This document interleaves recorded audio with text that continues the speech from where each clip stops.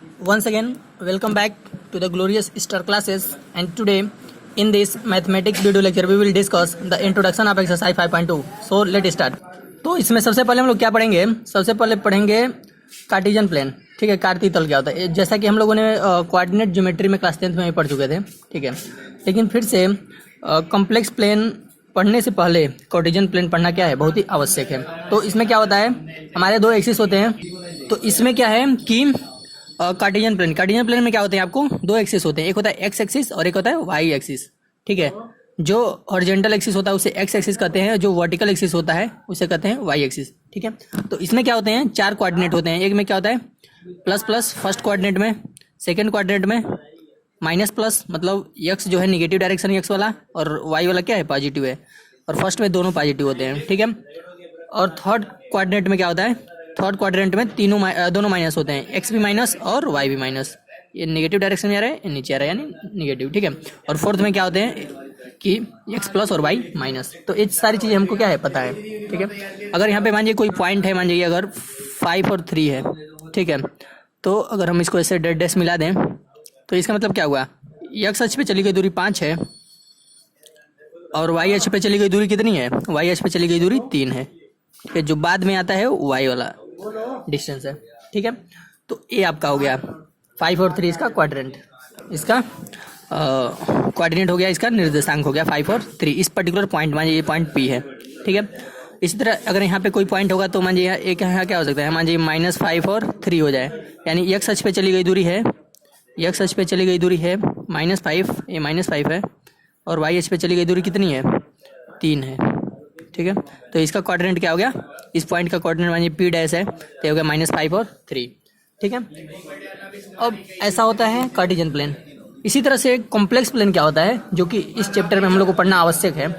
तो complex plane में क्या होता है कि सेम टू सेम इसी तरह से क्या होता है, एक्सिस होता है, इसी तरह से अक्ष होते हैं, एक्स एक्सिस और वाई एक्सिस. तो इसमें क्या करते हैं, इसमें मान लीजिए कोई पर्टिकुलर पॉइंट है, यहाँ पे हमने कोई पॉइंट ले लिया एक्स वाई. ठीक है, एक्स अक्ष पे चली गई दूरी एक्स और वाई अक्ष पे चली गई दूरी क्या है, स्मॉल वाई है मान लीजिए. तो इस पर्टिकुलर पॉइंट का जो कोऑर्डिनेट होगा, निर्देशांक होगा, वो क्या होगा, एक्स वाई होगा.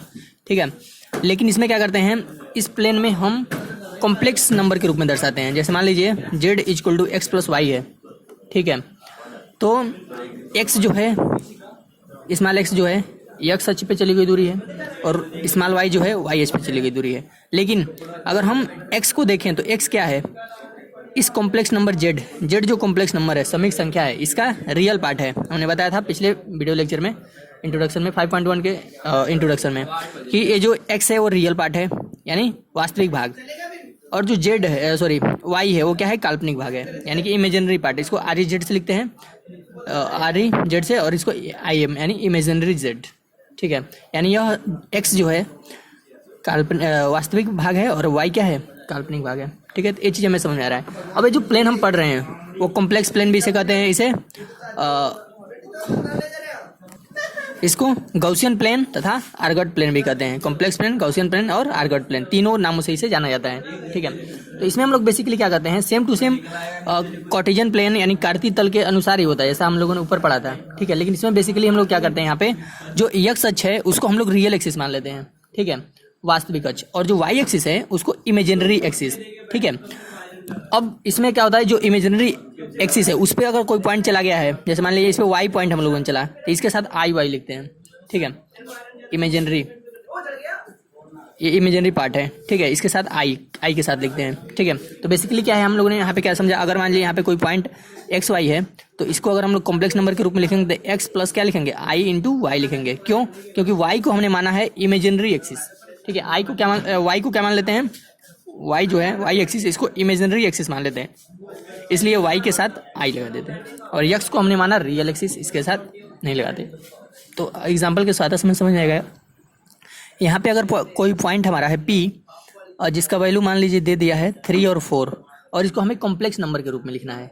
तो जो एक्स है वो तो रियल एक्सिस हमने माना है, और वाई को क्या माना है, इमेजिनरी एक्सिस. तो जो 3 है वो एक्स एक्सिस पे चली गई दूरी है. मान लीजिए अगर हम इसको ऐसे डॉटेड मिला दें तो ये जो 3 है तो ये क्या है, एक्स एक्सिस पे चलें, और 4 क्या है, वाई एक्सिस पे चला.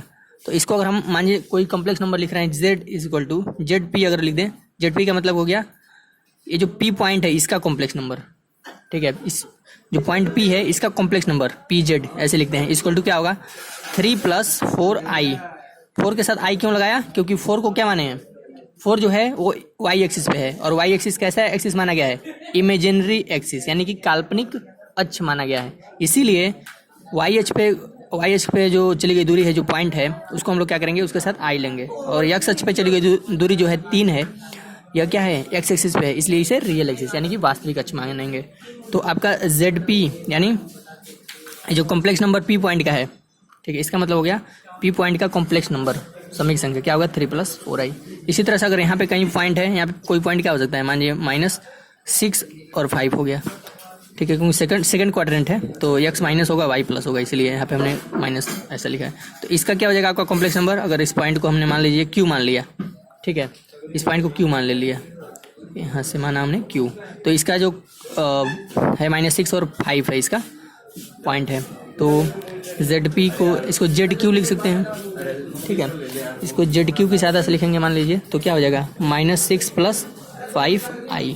5 के साथ i क्यों लगाया, क्योंकि 5 जो है y एक्सिस पे है, ठीक है, बाद में आ रहा है, तो y एक्सिस कैसा है, इमेजिनरी एक्सिस है, ठीक है। तो इसी तरह से हम क्या करते हैं, कॉम्प्लेक्स प्लेन ऐसे बनाते हैं, ठीक है। उस पर अगर कोई पॉइंट दिया हो तो हम y वाले पॉइंट को उसके साथ i ले लेते हैं, और उसे हम लोग क्या बना लेते हैं, एक कॉम्प्लेक्स नंबर बना देते हैं। तो इस प्रकार से हमें बहुत सारे पॉइंट दिए रहेंगे, हम उसका कॉम्प्लेक्स नंबर बना सकते हैं। तो ये था आपका कॉम्प्लेक्स प्लेन, या इसे गॉसियन प्लेन या आर्गट प्लेन भी कहते हैं, आर्गत तल, ठीक है, या कॉम्प्लेक्स प्लेन यानी कि सम्मिक तल, ठीक है। तो ये था इसमें इतना ही। अब देखते हैं अगला टॉपिक। यहाँ पे एक क्वेश्चन दिया हुआ है, एग्जाम्पल दिया है और उसको कुछ कर रहा है, ऐसा कुछ दिया है, ठीक है। यहाँ पे एक पॉइंट P दिया है, यहाँ पे Q, यहाँ पे R और यहाँ पे S, और कर रहा है find the complex number of the points P Q R S। ये जो पॉइंट्स हैं P Q R S, इनका हमें क्या करना है, कॉम्प्लेक्स नंबर प्राप्त करना है। तो सबसे पहले P का याद करते हैं, ZP यानी P का कॉम्प्लेक्स नंबर, पॉइंट P का कॉम्प्लेक्स नंबर। तो यहाँ पे आपका क्या हो जाएगा, P का कॉम्प्लेक्स नंबर, ठीक है।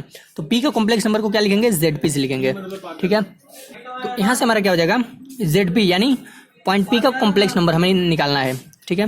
P का कॉम्प्लेक्स नंबर या समीक संख्या, जो भी हम लिख सकते हैं, समीक संख्या शॉर्टकट में ऐसा ZP लिखते हैं। तो क्या हो जाएगा आपका, यहाँ पे पॉइंट दिया है 4 और 6, तो 4 x एक्सिस का यानी रियल पार्ट है, और 6 है इमेजिनरी एक्सिस यानी y एक्सिस को इमेजिनरी एक्सिस मानते हैं कॉम्प्लेक्स नंबर में, ठीक है।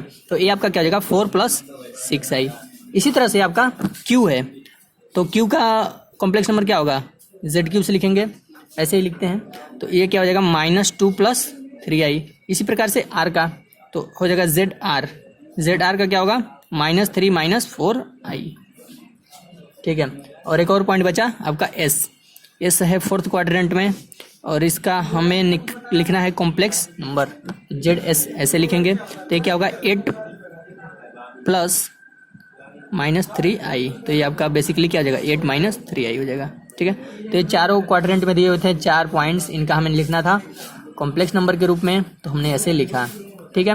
तो एक छोटा सा एग्जांपल था जिससे हमें और भी एक कॉम्प्लेक्स नंबर कैसे क्वाड्रेंट में लिखते हैं ये हमें क्लियर हुआ। अगला जो हमारा टॉपिक है वो है modulus of the complex number, ठीक है। तो पिछले वीडियो लेक्चर में हमने बता दिए थे कि अगर मान लीजिए कोई Z है, कॉम्प्लेक्स नंबर x + y है, i, ठीक है, या Z = क्या है, a + ib है, तो उसका मॉडुलस यानी कि मापांक mod of Z = √x² + y²। तो हमने डायरेक्ट फार्मूला वहाँ पे बता दिया था, लेकिन यहाँ पे हम लोग क्या करेंगे, इस फार्मूले को सिद्ध करके देखेंगे, ठीक है, कैसे इसको लाते हैं। तो सबसे पहले हम एक एक्सिस ले लेते हैं, x एक्सिस और y एक्सिस ले लेते हैं, प्लेन, ठीक है। और यहाँ पे मान लीजिए कोई पॉइंट है P जिसके कोऑर्डिनेट है, निर्देशांक है x और y, ठीक है। तो x यानी x अक्ष पे चली गई दूरी, इसको डॉटेड हमने मिला दिया, और y अक्ष पे चली गई दूरी, यहाँ से हमने ऐसे मिला दिया, ठीक है। यानी बेसिकली क्या है, यह जो दूरी x है और यह दूरी क्या है y, अगर ये y है तो भी y होगा, और ये x है तो भी x होगा, ठीक है। तो ये होगा x और ये होगा y। अगर हम इस पॉइंट को, ठीक है, इस हमने पहले ही बना के रखा था, ठीक है, क्योंकि समय बचेगा इसलिए। तो अगर हम इसको O से P को मिला दें, तो यह जो दूरी होती है, ठीक है, इस पॉइंट का मूल बिंदु से जो दूरी होती है उसी को कहते हैं उसका मॉडुलस यानी कि मापांक, उसे लिखते हैं मॉड Z से। यानी मॉड Z क्या है, O से P तक की दूरी है, यानी OP जो है, इस रेखाखंड OP की जो लंबाई है वही है मॉड ऑफ Z, यानी इस कॉम्प्लेक्स नंबर का मॉडुलस, ठीक है। तो सबसे पहले इस पॉइंट का हम लोग लिखेंगे, क्या लिखेंगे, इसका लिखेंगे कॉम्प्लेक्स नंबर के रूप में। तो x और y दिया है तो इसका complex number z equal to क्या हो जाएगा, z इक्वल टू हो जाएगा x प्लस आई वाई। अब इसका मॉडुलस निकालना है। तो मॉडुलस हमने बताया है कि जो मॉडुलस ऑफ z है वो क्या है, OP है, यानी इस रेखाखंड की लंबाई, इसी को हम लोग मॉड z के रूप में लिखते हैं।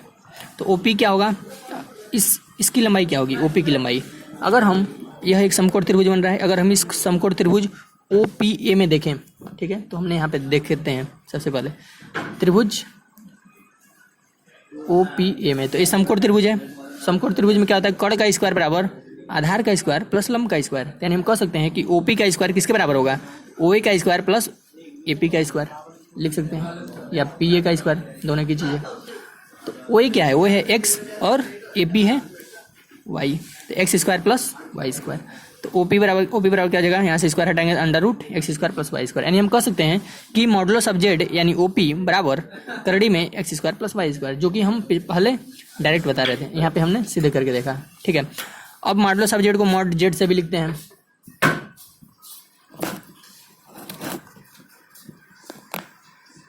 इसको हम लोग लिखते हैं मॉड ऑफ z से, ठीक है। तो यहाँ से आपका क्या हो जाएगा, तो यहाँ से आपका हो जाएगा मॉडुलस ऑफ z यानी mod z equal to OP, जो इस रेखाखंड की लंबाई है, इसको मॉड से लिखने की आवश्यकता नहीं है। OP बराबर क्या होगा, करड़ी में x square plus Y square, ठीक है। तो अगर हमारे पास कोई कॉम्प्लेक्स नंबर है, उसका मॉडुलस पूछे, मापांक पूछे, तो मापांक कैसे निकालेंगे, z इक्वल टू 3 + 4i दिया है, तो रियल अंडर रूट क्या होता है, रियल पार्ट का स्क्वायर प्लस इमेजिनरी पार्ट का स्क्वायर, ठीक है। तो mod of z equal to क्या है, रूट ऑफ 3 का स्क्वायर प्लस 4 का स्क्वायर, तो हो जाएगा 9 + 16 25, यानी मॉड ऑफ z यानी 5। तो इस प्रकार से आपका क्या आ गया, z का हम क्या निकाल सकते हैं, मॉडुलस ऐसे निकाल सकते हैं। तो ये हो गया आपका कैसे मॉडुलस कॉम्प्लेक्स नंबर का समीक संख्या का निकालते हैं, ठीक है। इसका हम लोगों ने क्या देखा, प्रूफ देखा, डेरिवेशन देखा। अब हम लोग अगला टॉपिक पढ़ेंगे। अगला जो टॉपिक है वो है कि how to represent conjugate of the complex number in Argand plane, कि समीक संख्याओं के संयुग्मी को कैसे दर्शाते हैं, आर्गट प्लेन या कॉम्प्लेक्स प्लेन, ठीक है, या गॉसियन प्लेन पे, ठीक है। इन तीनों प्लेन पे हम लोग कैसे इनके संयुग्मी को यानी कि कॉन्जुगेट को दर्शाते हैं। तो हमने बताया था कि अगर कोई कॉम्प्लेक्स नंबर क्या है, z equal to x plus I Y है, तो उसका संयुग्मी z बार से लिखते हैं। तो क्या होता है, x माइनस आई वाई, जहाँ यहाँ पे अगर चिन्ह बदल देते हैं, अगर यहाँ पे माइनस होगा तो प्लस कर देंगे, प्लस होगा तो माइनस, ठीक है, इमेजिनरी पार्ट के पहले। तो ऐसे हमने बताया था पहले। तो उसको कैसे हम लोग प्लेन में कैसे दर्शाएंगे, तो मान लीजिए हमारे पास कोई प्लेन है, एक्स एक्सिस और वाई एक्सिस, हमारे पास दो एक्सिस हैं, ठीक है। इसके अंतर्गत हमारे पास एक हमारे पास कॉम्प्लेक्स नंबर है z equal to x y. यहाँ पे मान लीजिए कोई, यहाँ पे कोई कॉम्प्लेक्स नंबर है, इसका संयुग्मी कहाँ बनेगा, फर्स्ट का संयुग्मी बनेगा फोर्थ क्वाड्रेंट में, ठीक है। क्यों फर्स्ट का फोर्थ में बनेगा, क्योंकि फर्स्ट में जो हमारे पॉइंट होते हैं दोनों प्लस प्लस होते हैं, ठीक है, और फोर्थ में क्या होते हैं, प्लस माइनस होते हैं। तो हमें y चाहिए माइनस, अगर y प्लस है तो y को क्या करना है, माइनस करना है, क्योंकि आप यहाँ पे देख रहे हैं यहाँ पे y प्लस है तो माइनस, ठीक है। अगर यहाँ पे माइनस रहता तो हमें चाहता प्लस, ठीक है। तो अगर हमारे पास कोई complex number z1 equal to x plus Y y है, ठीक है, तो इसका हमें संयुग्मी कहाँ मिलेगा, इसका संयुग्मी z2 बराबर मिलेगा फोर्थ क्वाड्रेंट में x माइनस आई वाई। इसी प्रकार से अगर कोई हमारा कॉम्प्लेक्स नंबर सेकेंड क्वाड्रेंट में है, मतलब इस फॉर्म में है, माइनस और प्लस के फॉर्म में है, ठीक है, तो हमें क्या करना है, इसको बनाना है माइनस वाई वाले पॉइंट को, ठीक है। तो वाई वाला पॉइंट कहाँ माइनस बनेगा, थर्ड में बनेगा, थर्ड में दोनों माइनस हो जाएंगे। यानी अगर माइनस ए प्लस आई बी है तो उसका जो क्वाड्रेंट होगा, उसका जो कॉम्प्लेक्स नंबर संयुग्मी होगा z2 का z बार यानी z2 का संयुग्मी कॉन्जुगेट, तो क्या जाएगा माइनस ए और माइनस आई बी, ठीक है। ये चीज़ हमें समझ में आ गया। अब एक एग्जाम्पल की सहायता से हम लोग देखते हैं। मान लीजिए यहाँ पे हमें दिया हुआ है एक complex number z1 equal to 3 + 4i। अब इसका हमें बनाना है कॉन्जुगेट, तो इसका कॉन्जुगेट फर्स्ट क्वाड्रेंट में है तो ये आता है फोर्थ में, तो फोर्थ में आएगा तो क्या हो जाएगा 3 - 4i, ठीक है। ये आप देख सकते हैं, क्योंकि यहाँ पे दोनों प्लस होते हैं, यहाँ पे पहला प्लस दूसरा माइनस, तो हमें क्या करना है, इमेजिनरी पार्ट को माइनस कर देना है, प्लस रहेगा तो माइनस, माइनस रहेगा तो प्लस। अब यहाँ पे क्या है, सेकंड में प्लस है तो इसका क्वाड्रेंट कहाँ बनेगा, इसका जो संयुग्मी है यहाँ पे z1 था, यहाँ पे z1 का बार हो गया, ठीक है, और यहाँ पे z2 है और z2 का बार, z2 का बार कितना होगा -2 - 8i, ठीक है। क्यों? क्योंकि यहाँ पे दोनों माइनस होते हैं, ठीक है। तो ये चीज़ हमें समझ में आ गया। अब यहाँ पे कह रहा है represent a conjugate of the Z1 and Z2 in orbit plane. तो वही चीज़ें हमने यहीं पे क्या कर दिया, डायरेक्ट रिप्रेजेंट कर दिया, ठीक है। तो ऐसे ही रिप्रेजेंट करेंगे, या ऐसे अगर दिया रहेगा तो डायरेक्ट हम ऐसे बनाएंगे और इसमें कर सकते हैं, लेकिन हमने यहीं पे करके दिखा दिया। तो ऐसे हम लोग रिप्रेजेंट कर सकते हैं। किसी का भी संयुग्मी फर्स्ट क्वाड्रेंट में है तो उसका संयुग्मी आएगा फोर्थ में, सेकंड में है तो उसका आएगा थर्ड में, ठीक है। और थर्ड में रहेगा तो सेकंड में जाएगा, सेकंड में रहेगा तो थर्ड में जाएगा। इसी तरह से फर्स्ट में रहेगा तो फोर्थ में, और फोर्थ में रहेगा तो फर्स्ट में, आपस में चेंज होते रहेंगे, ठीक है। तो ऐसे हमने कॉन्जुगेट को कैसे रिप्रेजेंट करेंगे ऑर्बिट प्लेन में, ये हमने इस टॉपिक के माध्यम से सीखा।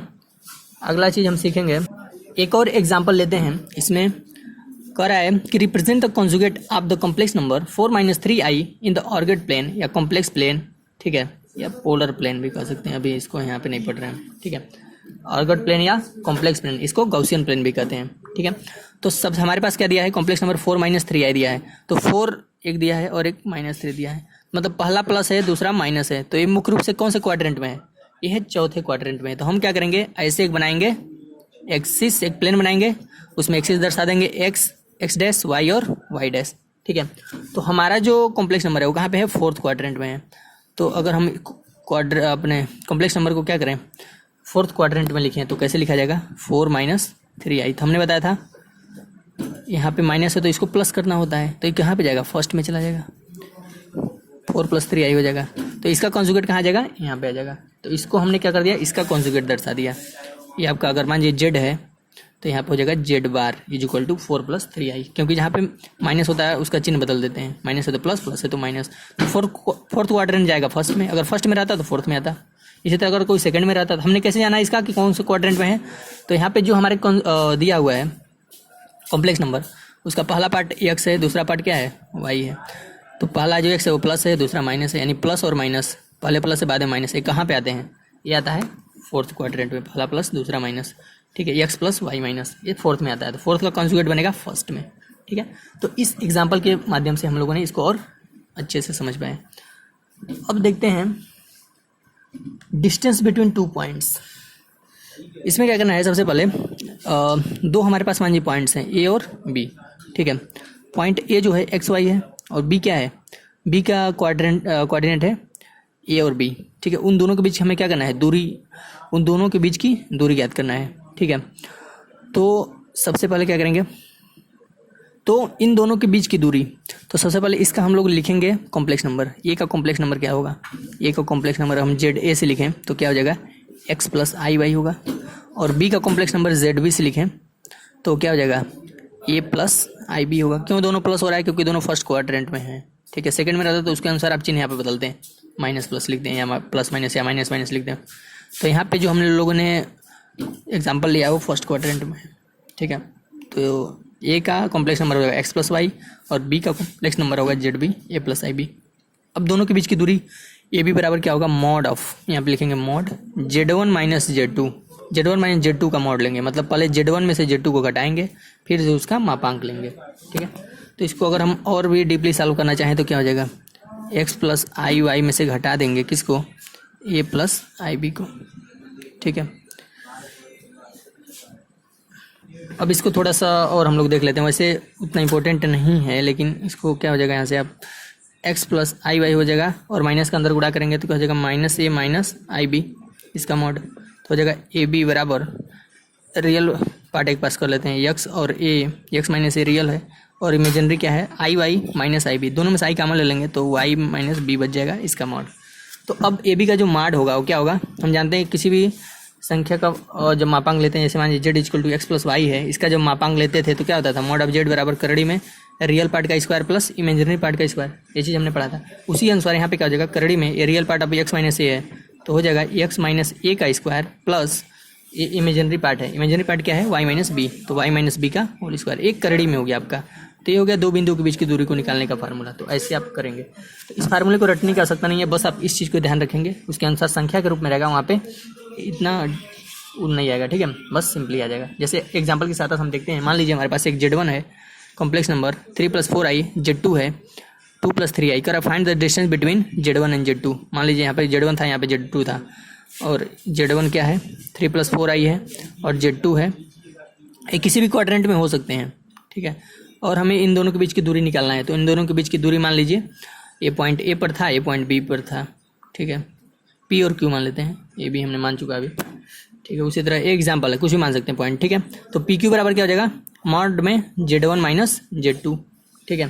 तो अब क्या करेंगे, Z1 का मान कितना दिया है 3 + 4i, इसमें से घटाना है हमें क्या 2 + 3i, पहले घटा लेंगे फिर से इसका मापांक निकालेंगे, तो हो जाएगा आपका 3 + 4i - 2 - 3i। तो यहाँ सबका क्या हो जाएगा, यहाँ से 3 में से 2 घट जाएगा, 3 में से वाला 2 घटेगा, तो यहाँ पर हो जाएगा 1। अब 4i में से 3i घटेगा तो केवल हो जाएगा i, ठीक है, या 1i, तो 1 लिखने का सकता है नहीं।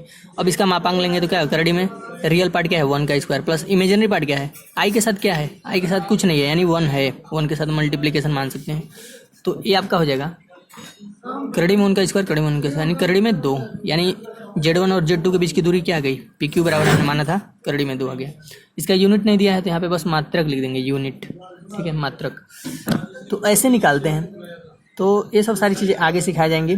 मुख्य रूप से यहाँ पे क्या था, एग्जाम्पल था छोटा सा कि कैसे दो बिंदुओं के बीच की दूरी को निकालते हैं अगर कॉम्प्लेक्स नंबर के रूप में पॉइंट्स दिए हुए हैं, ठीक है। अब अगला चीज़ हम पढ़ेंगे, अगला जो चीज़ पढ़ना है हमें polar representation of complex number, ठीक है। तो ध्रुवीय निरूपण, सम्मिक संख्या का ध्रुवीय निरूपण कैसे करते हैं, मतलब कैसे इसको पोलर रिप्रेजेंटेशन करते हैं, और पोलर रिप्रेजेंटेशन क्या होता है इसमें हम लोग सीखेंगे। जैसे मान लीजिए यहाँ पे हमारे पास एक है एक्सिस हमने ले लिया है, एक्स एक्सिस और वाई एक्सिस से प्लेन हो गया आपका पूरा, ठीक है। वाई को हमने जानते हैं इमेजिनरी एक्सिस है, कॉम्प्लेक्स नंबर में जब हम प्लेन दर्शाते हैं तो, ठीक है। और हमारा एक्स है रियल एक्सिस, ये चीज़ हमें पता है। अब हम क्या करेंगे, यहाँ पे एक सर्किल ले लेंगे और इसकी जो त्रिज्या है उसको मान लीजिए आर है, ये त्रिज्या पूरा आर है, तो ये भी आर होगा, इस पॉइंट पे भी पहुंचेगा तो, ठीक है, त्रिज्या तो हर जगह समान होगा। अब हम लोगों ने त्रिकोणमिति में पढ़ा था कि जो इस पॉइंट का कोऑर्डिनेट होता है, जैसे हम वहाँ पे हम लोग क्या पढ़ रहे थे कि अगर इकाई, यहाँ पे हमने बनाया है, अगर कोई आपका वृत्त है, सर्किल है, ठीक है, वो उसका रेडियस 1 है, 1 यूनिट है, 1 मीटर 1 सेंटीमीटर कुछ भी है, और वो थीटा एंगल बना रहा है, ठीक है। तब क्या होता था वहाँ पे, अगर थीटा एंगल एक्स एक्सिस से बना रहा है तो इस पॉइंट का जो कोऑर्डिनेट होता था, निर्देशांक होता था, वो क्या होता था cos x और sin x, एक्स अक्ष का cos x होता है और वही sin x होता था, ठीक है, अगर थीटा एंगल बना रहा है तो। एक इकाई त्रिज्या के लिए ऐसा होता था। लेकिन अगर हमारा त्रिज्या r है, ठीक है, तो इस बिंदु का निर्देशांक हो जाएगा r cos थीटा और r sin थीटा, ठीक है। यानी यहाँ से यहाँ तक की दूरी जो होगी वो हो जाएगी r cos थीटा, और यहाँ से यहाँ तक की दूरी क्या हो जाएगी r sin थीटा। अगर यह एक्स अक्ष के साथ थीटा डिग्री का कोण बना रहा है और इस वृत्त का जो त्रिज्या है वो क्या है, स्मॉल r है, ठीक है। अब क्या करेंगे, इसी चीज़ को हम इसके माध्यम से पढ़ेंगे। अब हम लोग क्या करें, ये जो रिप्रेजेंटेशन है इसको हम लोग करते हैं पोलर रिप्रेजेंटेशन, यानी कि ध्रुवीय निरूपण, ठीक है। अगर हमारे पास कोई कॉम्प्लेक्स नंबर पहले मिलता था z + xy के रूप में, अब मिलेगा और cos theta + r sin theta के रूप में। अगर आप ध्यान से देखें तो हमारे पास यहाँ पे जो कॉम्प्लेक्स नंबर होता था, अगर एक्स वाई निर्देशांक है तो उसको हम लोग क्या लिखते थे, z = x + i y लिखते थे। तो अगर हम ध्यान से देखें तो जो x है वही क्या है, और cos थीटा है, और जो y है वही क्या है, r sin थीटा है। यानी x की जगह पे हम क्या लिख देंगे, हम x की जगह पे लिख देंगे r cos थीटा, और y की जगह पे लिख देंगे r sin थीटा, ठीक है। क्यों, क्योंकि हमारा जो x y था उसको हम लोगों ने पोलर फॉर्म में लिखा है, ठीक है। x की जगह पे हो गया r cos थीटा और y की जगह होगा r sin थीटा, ठीक है।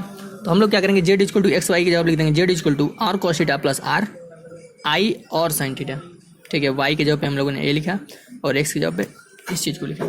अगर हम यहाँ से r कॉमन ले लें तो क्या आ जाएगा, z = r cos theta + i sin theta, इसी को कहते हैं पोलर फॉर्म। ऐसे रूप में हमें कुछ इक्वेशन को लिखना होता है, ठीक है। अब एक चीज़ और है, हम निकालते थे मापांक, मॉडुलस या मॉड ऑफ जेड, कुछ भी कहें, तीनों चीज़ें की है। तो मॉड ऑफ जेड जब निकालते थे, मापांक निकालते थे, मॉडुलस निकालते थे, तो मॉडुलस क्या होता था, ये जो दूरी होता था वही क्या होता था, इसका मॉडुलस होता था। यहाँ से यहाँ तक हमने ओ और पी माना था पिछले पेज पे अभी हम लोगों ने देखे थे कुछ समय पहले, तो ओपी होता था यहाँ पे, ठीक है। तब यह जो दूरी होती थी वही क्या होता था, मॉडुलस होता था। लेकिन अगर हम यहाँ पे ध्यान से देखें तो यह जो दूरी है यह त्रिज्या आर के बराबर ही है, यानी ओपी इक्वल टू आर लिख सकते हैं, हाँ लिख सकते हैं। यानी जो मॉडुलस है मॉड ऑफ जेड या ओपी वही क्या है, आर है। और आर बराबर क्या हो जाएगा यहाँ से आपका करड़ी में x square plus Y square, ठीक है। इस चीज़ को समझने के लिए हम लोग यहाँ पे डायरेक्ट बता देंगे, लेकिन कैसे x square plus Y square आए इसको भी देख लेते हैं।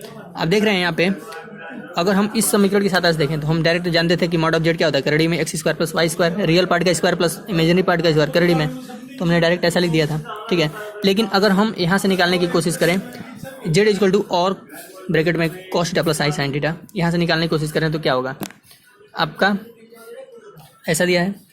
फिर से हम क्या करेंगे, आर के अंदर मल्टीप्लिकेशन कर देंगे, ए होगा रियल पार्ट, ए होगा इमेजिनरी पार्ट, ठीक है। करड़ी में रियल पार्ट का स्क्वायर और कॉस थीटा का square plus r sine theta का स्क्वायर, ये क्या निकला, मॉड ऑफ जेड या ओपी, इसी को कहते हैं आर, यही त्रिज्या भी है, रेडियस उस पर्टिकुलर सर्किल के लिए अगर हम माने तो mod of z equal to क्या, करड़ी में आर को कॉमन ले लिया तो cos square plus sine, cos square theta plus sine square, इसका मान क्या होता है, एक होता है, तो एक से गुणा करेंगे कोई फर्क नहीं। Mod of z equal to क्या आ गया, आर, ठीक है। तो हम इस समीकरण और इस समीकरण दोनों समीकरण की सहायता से क्या कह सकते हैं कि जो मॉड ऑफ जेड होता है वही बराबर होता है आर के बराबर ओपी, यही होता है करड़ी में x square plus Y square. तो यह यहाँ पे दिखाया गया है, यहाँ पे आपको डायरेक्ट बताया गया है कि ये तीनों आपस में बराबर होते हैं, लेकिन यहाँ पे क्या किया गया है, यहाँ से ऐसे सॉल्व करके दिखाया गया कि हाँ ये तीनों वास्तव में आपस में बराबर होते हैं, ठीक है। इसकी सहायता से बहुत सारे आगे क्वेश्चन सॉल्व होंगे, ठीक है।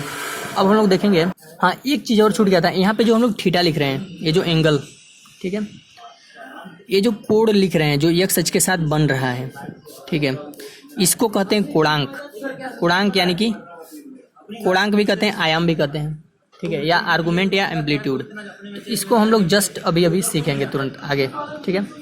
तो यहाँ पे था आपका ये जो सर्किल है आर रेडियस का, यहाँ पे थीटा एंगल बना रहा है एक्स अक्ष के साथ, ठीक है। तो इस थीटा को कहते हैं आर्गुमेंट या एम्पलीट्यूड, ठीक है, यानी कि कोणांक या आयाम, दोनों में कुछ भी कर सकते हैं। तो अधिकतर आर्गुमेंट वर्ड का यूज किया जाता है या कोणांक का, ठीक है। तो इसको हम लोग रिप्रेजेंट करते हैं थीटा से, यहाँ पे किया गया है, एक्स अक्ष के साथ जो कोण बनाता है वही थीटा होता है, ठीक है। अब कोणांक कैसे निकालते हैं इस चीज़ को पढ़ेंगे। तो आर्गुमेंट ऑफ जेड, इस कॉम्प्लेक्स नंबर का, ये जो complex number x plus Y y या पोलर फॉर्म में क्या मिलता है, r cos theta plus i sine theta मिला। तो अगर इस कॉम्प्लेक्स नंबर का कोणांक पूछेगा थीटा तो कैसे निकालेंगे, ठीक है। तो कोणांक यानी आर्गुमेंट ऑफ जेड को लिखते हैं arg Z, A R G bracket में जेड यानी थीटा। सबसे पहले यहाँ पे अगर हम कॉम्प्लेक्स नंबर का पहला फॉर्म लिखें, ठीक है, Z equal to x plus Y, Y simple form, और यह पोलर फॉर्म में लिख दिया, Z equal to R bracket में cos theta plus I sine theta.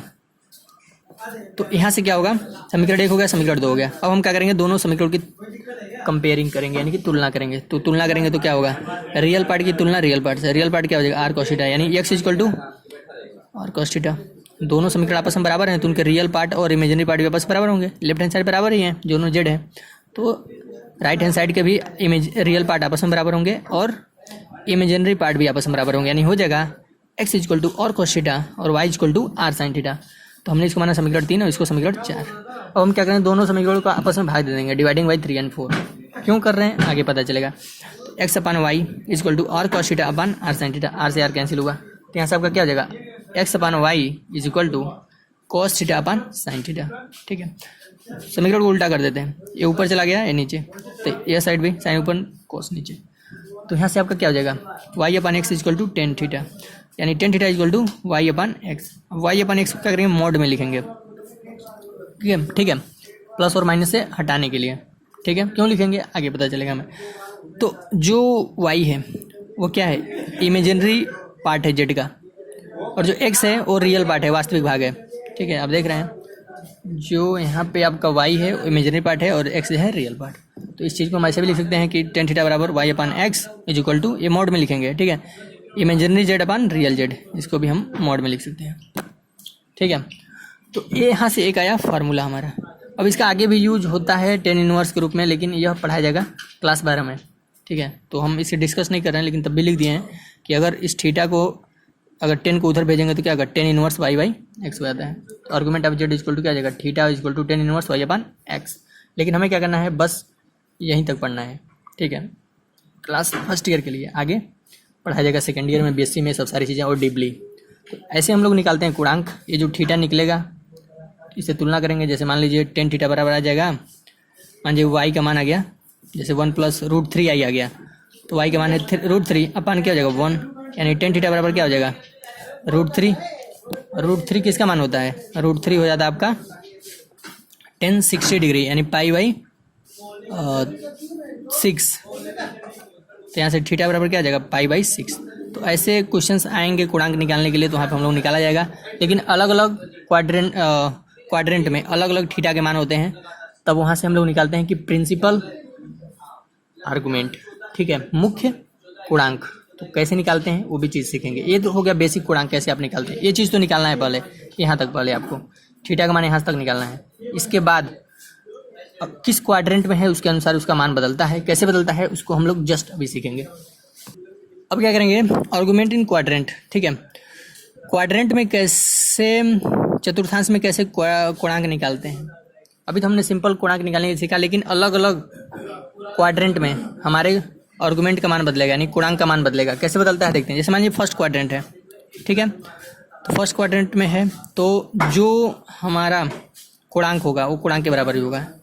अलग अलग क्वाड्रेंट में अलग अलग चतुर्थांश में हमारे गुणांक का मान बदलता है, लेकिन सारे को एक रूप में बदलने के लिए, जैसे मान लीजिए इसको अगर हम ऐसा करते हैं तो क्या होता है थीटा होता है, फिर से हम एक चक्कर के बाद आते हैं तो 2π + थीटा हो जाता है, तो अलग अलग आता रहता। तो इसके लिए बनाया गया प्रिंसिपल आर्गुमेंट, ठीक है, यानी कि मुख्य गुणांक, ठीक है। तो प्रिंसिपल आर्गुमेंट क्या कहता है कि हमारा जो थीटा का मान होना चाहिए, आर्गुमेंट का मान होना चाहिए, क्या होना चाहिए -π से बड़ा होना चाहिए और पाई से छोटा या बराबर होना चाहिए। मतलब theta is greater than -π and less than equal to pi, इसके बीच होना चाहिए। तो इसके लिए 3-4 नियम दिए गए चारों क्वाड्रेंट के लिए। क्या दिए गए इसको देखते हैं। फर्स्ट क्वाड्रेंट में क्या कहा गया कि अगर कोई आर्गुमेंट फर्स्ट क्वाड्रेंट में है, ठीक है, तब उसका पीए क्या हो जाता है। पीए मतलब प्रिंसिपल आर्गुमेंट, हमने यहाँ पे शॉर्टकट में लिखा है, ठीक है, पूरा आपको लिखना है प्रिंसिपल आर्गुमेंट, ठीक है। तो ऐसे लिखना है पीए। प्रिंसिपल आर्गुमेंट क्या हो जाएगा, जितना थीटा का मान आएगा किस फार्मूले से, tan θ = y/x वाले से, ठीक है, y/x वाले से। यहाँ पे कोई z = अगर x + i/y है, ऐसे निकालेंगे पहले tan θ, और थीटा का मान जितना आएगा उतना ही हो जाएगा उसका प्रिंसिपल आर्गुमेंट। किस क्वाड्रेंट में, जब हमारा ये जो है फर्स्ट क्वाड्रेंट में हो, कॉम्प्लेक्स नंबर फर्स्ट क्वाड्रेंट में हो, ठीक है।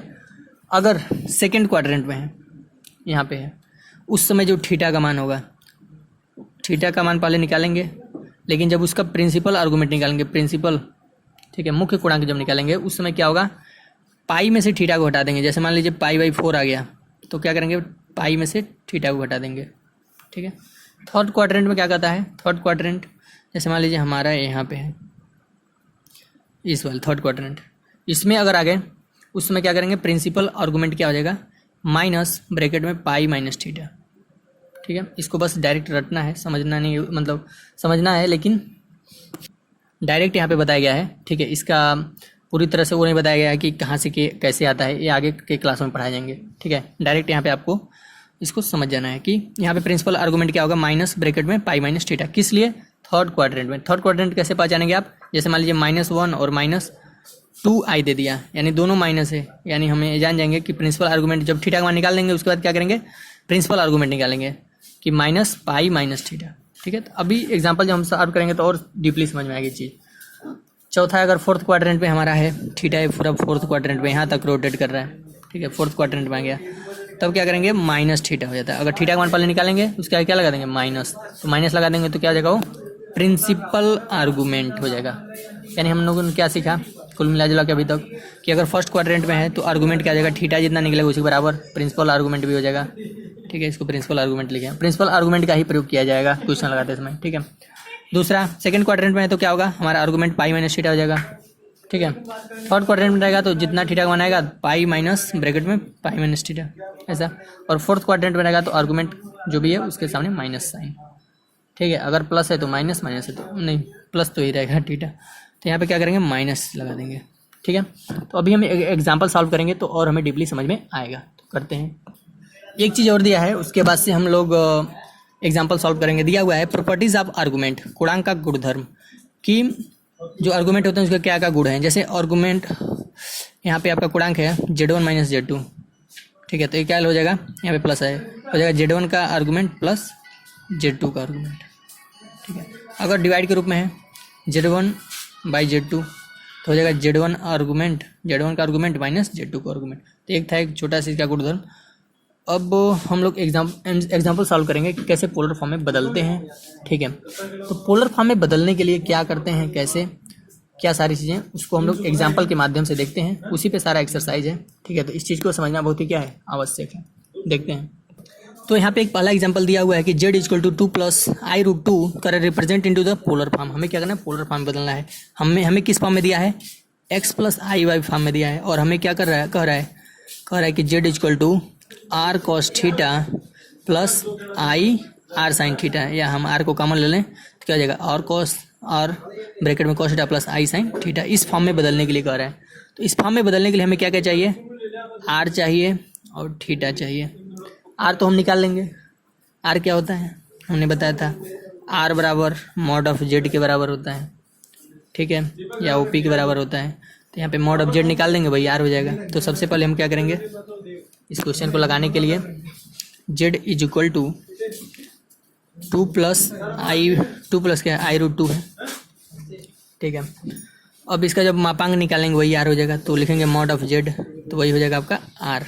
तो क्या होता है, रियल का स्क्वायर प्लस इमेजिनरी का स्क्वायर। तो यहाँ पर हो जाएगा 2 का स्क्वायर 4, रूट का स्क्वायर रूट 2 का स्क्वायर 2, यानी हो जाएगा रूट 6, यानी आर का मान क्या हो गया, रूट 6, ठीक है। अब हमें थीटा निकालना है, यानी गुणांक निकालना है। तो गुणांक के लिए हमने फार्मूला बताया था सबसे पहले कि टेन थीटा बराबर mod of y upon x, ठीक है। तो आपको क्या दिया हुआ है, अगर आप ध्यान से देखें, अगर हम इसको तुलना कर दें z equal to x plus I y से, तो हमें x के जगह पे क्या मिलेगा, 2 मिलेगा, और y के जगह पे क्या मिलेगा, रूट 2 मिलेगा, ठीक है। ऐसा मिलेगा हमें, z की जगह पे क्या मिलेगा 2, और y की जगह पे अगर हमने क्या किया, इससे तुलना किया है, किसका, इसका तुलना किया है z बराबर एक्स प्लस वाई से। तो x इक्वल टू मिला 2, y इक्वल टू रूट 2। तो आपका टेन थीटा बराबर क्या हो जाएगा, mod of z y upon x. यहाँ से आपका हो जाएगा टेन थीटा बराबर क्या हो जाएगा, y का मान कितना है, y है आपका रूट 2 अपान x का मान है 2। इसको हम क्या लिख सकते हैं, रूट 2 अपान, इसका लिख सकते हैं रूट 2 इंटू रूट 2 से रूट 2 कटा, तो यहाँ से आपका क्या हो जाएगा, टेन थीटा बराबर 1 अपान रूट 2।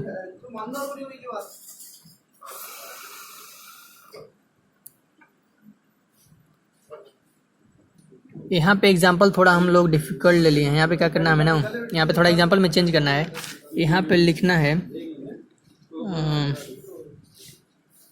अगर हम यहाँ पे 1 प्लस रूट 3 लिख दें, यहाँ पे 1 लिखें और यहाँ पे रूट 3 लिख दें, ठीक है। एग्जाम्पल में थोड़ा सा चेंज कर रहे हैं, बहुत अधिक चेंजेस नहीं है। तो यहाँ पे आपका जगह 1, क्योंकि हमारा थीटा का मान उस तरह निकल नहीं रहा है, कॉम्प्लिकेटेड हुआ, वैसे भी लग जाएगा, लेकिन कॉम्प्लिकेटेड रहेगा तो उतना जल्दी समझ में नहीं आएगा। तो यहाँ पर जगह 1 का स्क्वायर प्लस रूट 3 का स्क्वायर, तो 1 का स्क्वायर होगा 1 और रूट 3 का स्क्वायर हो जाएगा 3, और 3 और 4 क्या हो जाएगा, 4, और आर का मान हो गया 2, आर का मान मिला 2। अब यहाँ से तुलना अगर हम करें 1 प्लस रूट 3 आई का एक्स प्लस आई वाई से, तो एक्स का मान मिलेगा यहाँ पे 1 और वाई का मिलेगा रूट 3, ठीक है। अब क्या करेंगे, यहाँ से टेन थीटा बराबर हो जाएगा वाई अपान एक्स होता है, तो वाई का मान क्या है, अब वाई का मान है रूट 3 अपान एक्स का मान क्या है, 1 है, ठीक है। ऐसा हम कर देंगे, यानी टेन थीटा बराबर क्या आएगा, रूट 3 अपान 1। तो मॉड में से निकलेगा कोई भी चीज़, उसका मान क्या होता है, पॉजिटिव होता है, तो हो जाएगा रूट 3। और टेन थीटा बराबर रूट 3 किसका मान होता है, रूट 3 मान होता है आपका 60 डिग्री का, 60 डिग्री यानी पाई बाई 3, यानी थीटा बराबर क्या आ गया, पाई बाई 3। अब इसका प्रिंसिपल आर्गूमेंट निकालेंगे। तो प्रिंसिपल आर्गूमेंट क्या होता है, प्रिंसिपल आर्गूमेंट यानी हमने बताया था कि अलग अलग क्वाड्रेंट के लिए अलग अलग होता है। तो अगर हमें इस ध्यान से देखें तो यह वाला किस क्वाड्रेंट में है, दोनों प्लस हैं, एक्स भी प्लस है वाई भी प्लस है, एक्स भी प्लस आ रहा है वाई भी प्लस, तो फर्स्ट क्वाड्रेंट में है। तो फर्स्ट क्वाड्रेंट में जो प्रिंसिपल आर्गूमेंट होता है वो क्या होता है, थीटा के बराबर ही होता है, यानी पाई बाई 3 के बराबर ही हो जाएगा, ठीक है। तो अब ये जब निकल गया, अब इसका लिखेंगे पोलर फॉर्म। तो पोलर फॉर्म क्या होता है, थीटा भी निकल गया हमारा और आर भी निकल गया। आर का मान कितना आया, 2 आया। तो आर और थीटा जब दोनों निकल जाते हैं तो हम इसको किस में लिख सकते हैं, पोलर फॉर्म में लिख सकते हैं। यह हमने इसीलिए पहले पोलर फॉर्म में ऐसा लिख के दिखाया था। ये पोलर फॉर्म का मुख्य फार्मूला है, पोलर फॉर्म। ठीक है, तो हम जानते हैं कि पोलर फॉर्म बराबर क्या होता है, आर ब्रैकेट में cos theta plus i sine theta. तो आपने देखा आर का मान निकाला 2 निकाला, और यहाँ पे हो जाएगा कॉस थीटा का मान क्या निकला, पाई/3 प्लस आई साइन पाई/3। तो ये हो गया पोलर फॉर्म, कॉस और साइन थीटा के रूप में। ठीक है, तो ये पोलर फॉर्म निकल गया। किसका पोलर फॉर्म निकला, I1 प्लस I√3 का हमने पोलर फॉर्म ऐसे निकाला। ठीक है, चाहे ये लिखें या ये लिखें, ये पोलर फॉर्म यानी ध्रुवीय रूप। ठीक है, तो पोलर फॉर्म ऐसे निकालेंगे। थीटा का मान प्रिंसिपल आर्गुमेंट ही यूज करेंगे। प्रिंसिपल आर्गुमेंट चारों क्वाड्रेंट के लिए अलग अलग होते हैं। हमने बताया था कि फर्स्ट क्वाड्रेंट के लिए क्या होता है, फर्स्ट क्वाड्रेंट के लिए थीटा बराबर थीटा ही होता है प्रिंसिपल। सेकंड में क्या होता है, पाई माइनस थीटा, जितना थीटा का मान आएगा पाई में से घटा देंगे। ठीक है, तीसरे में क्या बताया था कि पाई माइनस थीटा और ब्रैकेट लगा फिर से माइनस लगा देते हैं, ऐसा हमने बताया था। इस भी जस्ट पहले कुछ समय पहले बताया। और चौथे क्वाड्रेंट के लिए क्या करते हैं, जितना थीटा आएगा माइनस थीटा कर देंगे। ठीक है, ये चारों चीज़ हमने बताया था। तो ये फर्स्ट क्वाड्रेंट में था इसलिए इसका यूज हुआ। अगर हमारा एग्जाम्पल कोई ऐसा हो जो कि सेकंड क्वाड्रेंट में या थर्ड में या फोर्थ में हो, तो उसके लिए हमारा प्रिंसिपल आर्गुमेंट बदलता जाएगा। एक और एग्जाम्पल देखते हैं, उससे हमें और क्लियर होगा। हमारे पास दिया हुआ एक complex number z = -1 plus I√3 करा represent into the polar form. So अब क्या करना, हमें इसको पोलर फॉर्म में रिप्रेजेंट करना है। तो हमें किस फॉर्म में दिया हुआ है, सिंपल फॉर्म दिया, कॉम्प्लेक्स नंबर के फॉर्म में x + iy। ठीक है, कार्तीय फॉर्म में दिया हुआ है, इसको पोलर फॉर्म में दर्शाना है। ठीक है, कार्टेशियन फॉर्म में ये दिया हुआ है। तो अगर हम ध्यान से देखें तो z बराबर क्या है, -1 प्लस I√3। दोनों से तुलना करें तो x बराबर क्या है, -1 और y बराबर क्या है, √3 है। इसको पोलर फॉर्म में बदलते हैं। पोलर फॉर्म में बदलने के लिए क्या चाहिए, r चाहिए और थीटा चाहिए। थीटा क्या चाहिए, प्रिंसिपल आर्गुमेंट चाहिए, मुख्य गुणांक वाला चाहिए। ठीक है, तो सबसे पहले गुणांक निकालेंगे, फिर से मुख्य गुणांक निकालेंगे। ठीक है, पोलर फॉर्म होता क्या है, वास्तव में होता है आपका पोलर फॉर्म आपका z = किस फॉर्म में होता है, r ब्रैकेट में cos theta plus i sine theta, ऐसा कुछ होता है। ठीक है, हमें ये लाना है, इस फॉर्म में लाना है। हमारे पास ये फॉर्म दिया हुआ है, x का मान पता है, y का मान पता है। सबसे पहले r निकालेंगे। r बराबर क्या होता है, मॉड ऑफ z बराबर करड़ी में x² plus y²। Real part क्या है, -1 है, तो -1 का स्क्वायर प्लस क्या जगह √3 का स्क्वायर। क्या करोगे, उसके बाद से -1 का स्क्वायर क्या जगह 1 प्लस √3 का स्क्वायर क्या जगह 3, यानी रूट क्या जगह 4, यानी r बराबर क्या जगह 2 आ गया। ठीक है, अब क्या करेंगे, अब थीटा निकालेंगे।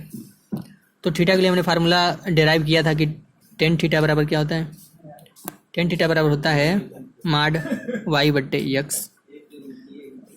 y का मान क्या है, y का मान है √3 और x का मान हमने अभी यहाँ पे तुलना करके निकाला। y का मान √3 और x का मान -1, तो यहाँ पे हो जाएगा -1। और माड से कोई भी संख्या बाहर आता है तो क्या होता है, प्लस हो जाता है, यानी हो जाएगा √3। tan थीटा बराबर √3, और √3 किसका मान होता है, √3 tan 60 डिग्री का मान होता है, यानी tan पाई/3 का मान रेडियन में लिखेंगे। तो थीटा बराबर क्या आ जाएगा, पाई/3। अब इसका निकालेंगे प्रिंसिपल आर्गुमेंट। प्रिंसिपल आर्गुमेंट ही प्रयोग करेंगे। प्रिंसिपल आर्गुमेंट कैसे निकालते हैं, क्वाड्रेंट के हिसाब से। तो अगर हम एक कॉम्प्लेक्स नंबर देखें तो कौन से क्वाड्रेंट में था, तो x का मान माइनस है, y का मान प्लस है। माइनस प्लस कहाँ आता है, सेकंड क्वाड्रेंट में। फर्स्ट में दोनों प्लस, सेकंड में माइनस प्लस, तो यानी ये सेकंड में है। ठीक है, और सेकंड के लिए फार्मूला क्या बताया है, प्रिंसिपल आर्गुमेंट के लिए पाई में से थीटा को घटा देते हैं। तो पाई माइनस क्या हो जाएगा, थीटा का मान क्या निकला, पाई/3, तो घटाएंगे तो क्या हो जाएगा, ये हो जाएगा 3 पाई माइनस पाई/3, यानी आपका हो जाएगा 2 पाई/3। तो प्रिंसिपल आर्गुमेंट क्या गया, 2 पाई/3। इसी का यूज करेंगे पोलर फॉर्म में। अब लिखेंगे पोलर फॉर्म। अब आया असली थीटा। ठीक है, असली थीटा क्या है, प्रिंसिपल आर्गुमेंट यानी कि मुख्य गुणांक।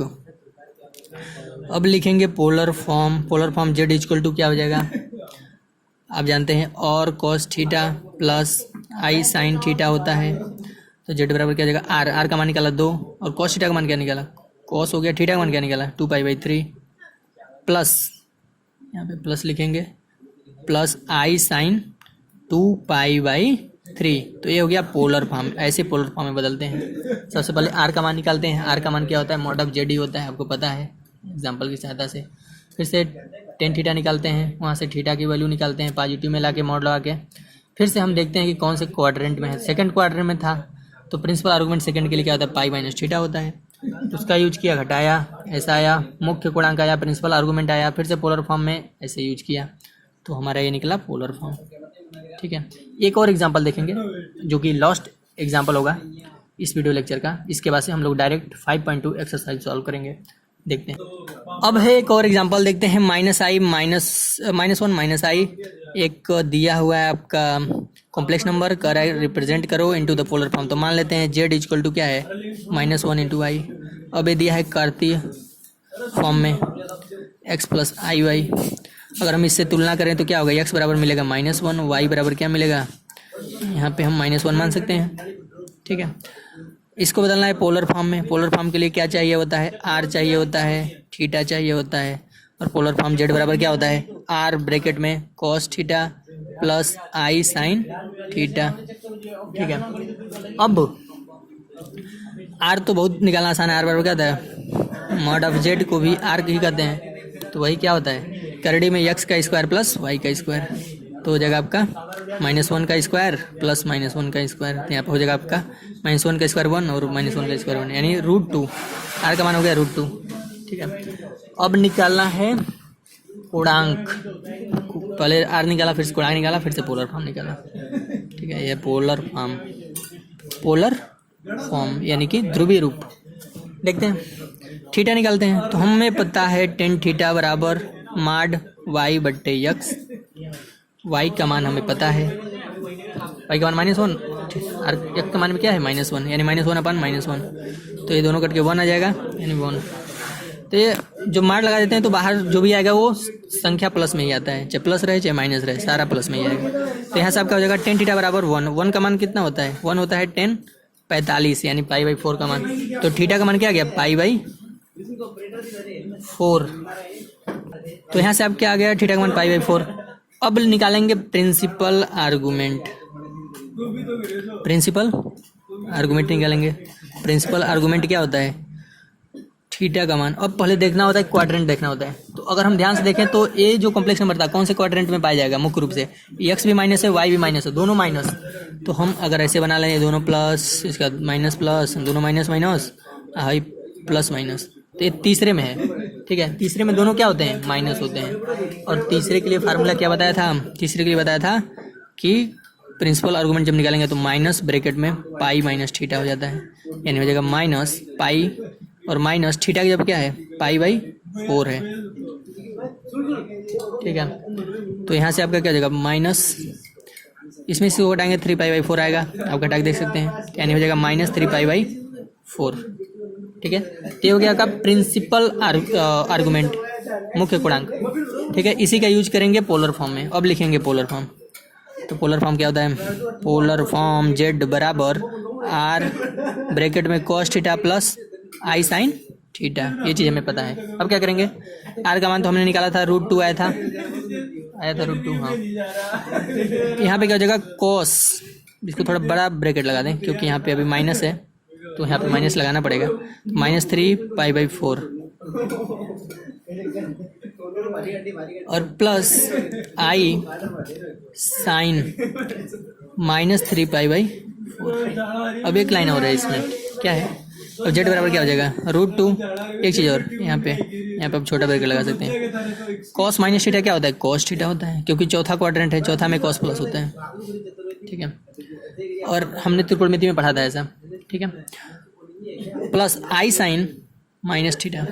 देखिए अब हमने फार्मूला क्या पढ़ा था, cos -थीटा बराबर होता है cos थीटा, चौथा क्वाड्रेंट है, और sin -थीटा बराबर हो जाता है -sin थीटा। ये चीज़ हमने पढ़ा था त्रिकोणमिति के वीडियो लेक्चर में।